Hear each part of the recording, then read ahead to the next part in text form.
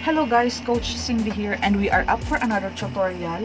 And kung hindi mo pa napanood yung hacking 4,000 watch hours, kailangan mong mapanood yun kasi yun ang ituturo ko sa video na to para naman sa mga monetized na or sa mga small YouTuber na may mga maliliit pang subscribers or kaunti pa lang subscribers. Bakit mahalaga ito? Kasi ganito siya, kaya pala magtataka ka, madami kang videos pero hindi nagtitrending, madami kang videos pero walang views, madami kang videos pero hindi siya searchable. May ranking pala siya. Ang ibig ko sabihin, kapag na-upload mo kasi ang isang video mo, you only have the whole 24 hours para i-surface or ilabas siya ni YouTube or i-expose siya ni YouTube sa buong community ng YouTube. Ngayon, magdedepende ngayon sa YouTube sa click-through rate or ilan ang nag-click noong pinalabas niya ito doon sa YouTube channel community. Halimbawa, nilabas niya ito ng 500 times. Kung ilan lang ang nag-click doon, yun lang ang percentage na mababasa ng YouTube. So, sa first 24 hours, na kaunti ang nag-view doon sa video mo, pwede na itong matulog. Kaya magtataka ka, ang video mo is 5 years na, 4 years na, 1 year na, walang nagtitrending. Kasi may mga factor. Ngayon, na-found out ko itong hacking 4,000 watch hours para ma-accumulate mo yung 4,000 watch hours, di ba? Para ma-monetize ka na. Yung kasi is pinapa-apply ko doon sa mga hindi pa monetize ang channel. Para makakuha sila ng 4,000 watch hours ng super mabilis kasi gumagamit kami ng multiple tabs or multiple browser, playing, autoplay, lahat ng video niya para makakuha siya agad ng 4,000 watch hours para ma-monetize siya. In this video, specifically, gusto ko itong panoorin ng mga monetized channel na, ng mga small YouTuber, ng mga maliliit pa lang ang subscribers. Kasi may mga factor talaga kayong makakita na hindi talaga umaangat yung mga video nyo kahit gaano kadaming ina-upload nyo. Ito na yung factor. Kapag wala nga talagang nanonood sa mga susunod na oras, susunod na araw, bumababa kasi ang ranking ng specific video na uploaded mo. Ibig sabihin ng bumababa ang ranking, napupunta siya sa pinakailalim. Mag-screenshot ako at ilalagay ko dito. Ganun siya. For the first 24 hours, yung video mo, na-uploaded mo pa lang, searchable siya, ranking first sa taas. After some time na wala nang nagkiklik, walang nanonood doon, bababa siya ng ranking. Kaya madami ka nakikitang video, di ba, na nasa ilalim na. Yun yung may mga mabababang ranking na, mababa ang views, mababa ang click-through rate, walang nagbibisita. As in, wala. Ngayon, ito ang gagawin ng mga small YouTuber. Tip number 1, pakatandaan please. Open yung incognito. Yung, di ba, incognito, another tab. Do not use your main account po.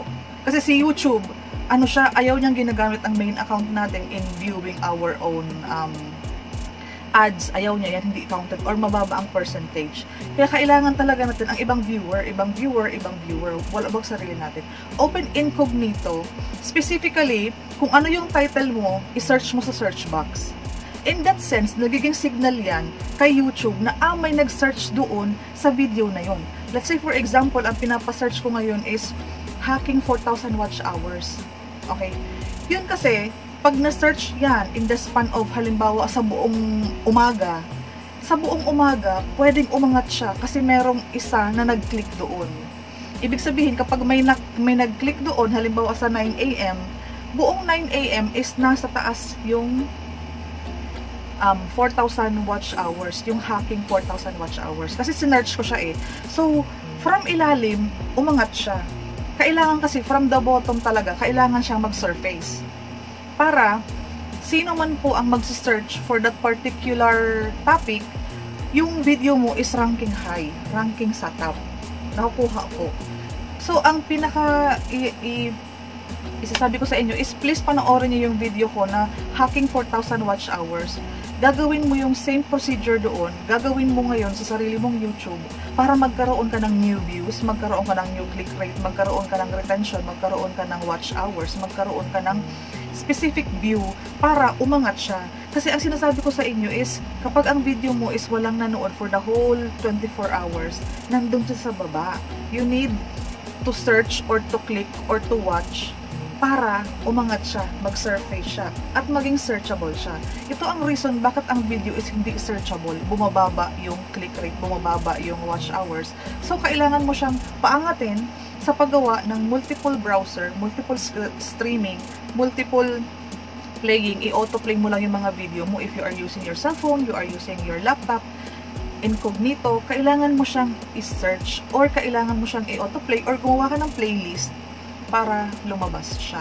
Yan ang aking tip number 1. Ang tip number 2 ko is gawin mo siya 2 times a day. Para in the morning, pinag-surface mo yung video mo for the whole morning or mag-i-surface mo siya ulit for the whole afternoon and for the whole evening, i-search mo siya ulit or i-play mo siya ulit or i-autoplay mo siya ulit. Walang kaso kung naka-multiple browser ka. Kasi yung multiple browser, wala naman yung YouTube account. Walang YouTube account yun. Ano lang siya para siyang watcher lang.